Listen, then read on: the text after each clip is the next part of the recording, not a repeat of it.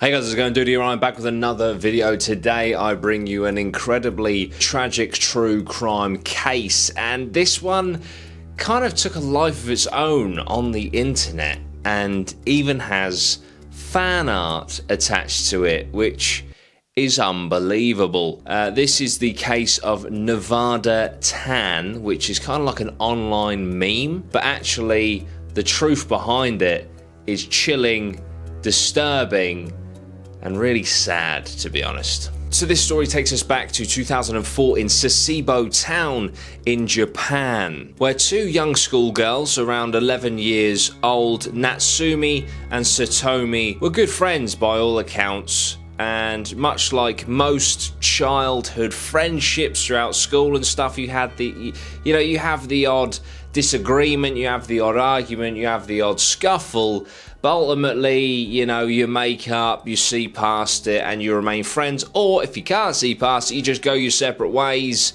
and live your best life, right? Well, not in this case. So you also need to understand, back in 2004, there wasn't like WhatsApp, Snapchat, instant messaging, things like this, okay? It was like all message boards and stuff. I'm not actually too sure if 2004 was just before MSN. MSN was like the first kind of instant messenger that I'm aware of. I can't remember what year. I would say probably 2005. I might be wrong, and people might be like smashing their face at the keyboard, calling me every name under the sun because MSN has been around since like 1972. I don't know. But anyway, in this story, there was no MSN, okay? There was no instant messaging. There were message boards. In Japan, they were fucking with message boards, right? Which is kind of like a website that you go to and you can chat to your friends on a board, I'm guessing. I don't know. I was not. Oh my god, wait, I was 11. But anyway, so these Japanese message boards is where Natsumi and Satomi would chat after school, and they got into an argument, and Satomi was a little bit mean. She took the piss out of Natsumi's weight, as well as calling her a goody-goody in class. Now, I know this seems very trivial, but back in the day, yeah, when you're at primary school, no one wanted to be the goody-goody, yeah? No one wanted to be a teacher's pet, and that was one of the most scathing insults I think you could give someone back in the day. So, that didn't go down well. Natsumi took that incredibly personally, and rather than resolving it like, dare I say it, a normal person would, either, give a bit back, or,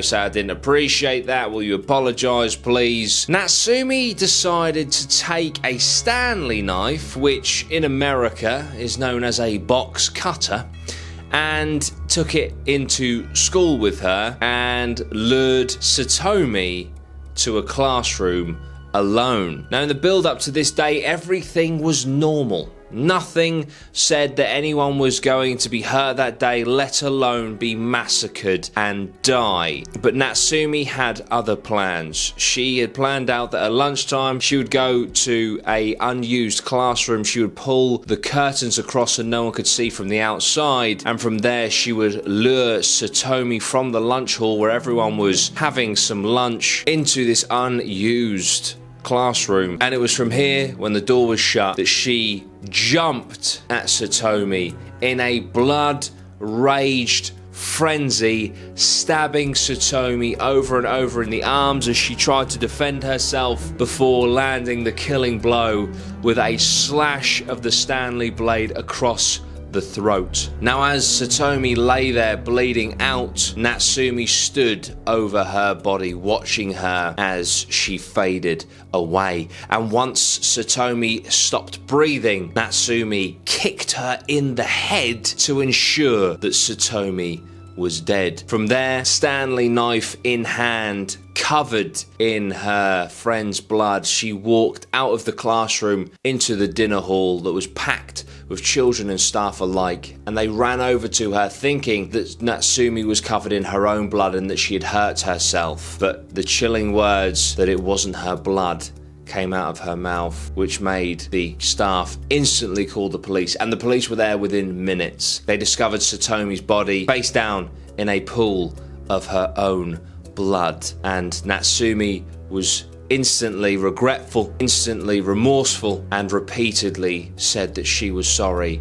that she had killed her and had done a very bad thing. The police went on to call Satomi's father, who tragically had not only just lost his daughter, but a few years prior had lost his wife to cancer. So he was actually a widow raising 3 children on his own. He was absolutely shattered, of course, by the death of his daughter, and said that he cannot imagine life without her, and that she was the oxygen that he breathed. So Natsumi was arrested and taken in for questioning, and it was here that she actually went really quiet, refused to eat or drink, which frustrated the police, who just wanted to understand why on earth an 11-year-old girl would do this to someone who was seemingly her friend. Overnight, Natsumi was in the cell crying, and in the morning when she awoke, she had some food, she had some water, and began explaining to police why she did what she did. Of course, you know, the message board,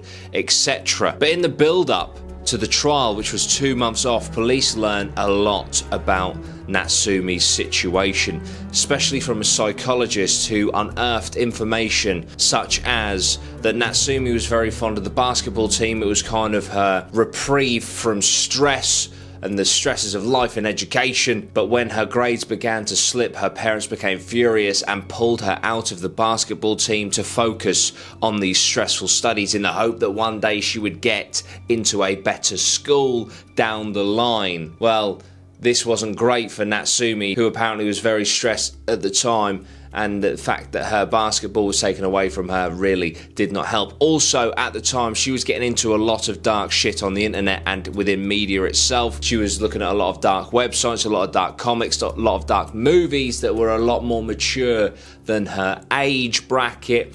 And also, she was into certain books like Battle Royale, which, of course, yes, you have guessed correctly, is almost the origins of things like the Hunger Games and Verdansk, Warzone, Blackout, PUBG. So the premise is the same, but this is a group of school children, students that are on an island, and they have to fight each other to the death until one remains, and then they can go free. So that was a little bit of inspiration behind what she did, as well as an urban legend called the Red Room. Now, this is a flash drive game. It's a Japanese urban legend, and I'm not going to go too much into it because I'm actually planning on doing a video either on the Red Room itself or on the fact that it is a part of the urban legend iceberg that is on the internet that I really want to look into. So if you're interested in the Red Room as an urban legend, as a video, please do let me know down below. But yeah, so all these inspirations, and of course Satomi having a go at her online, saying mean things about her, led to Natsumi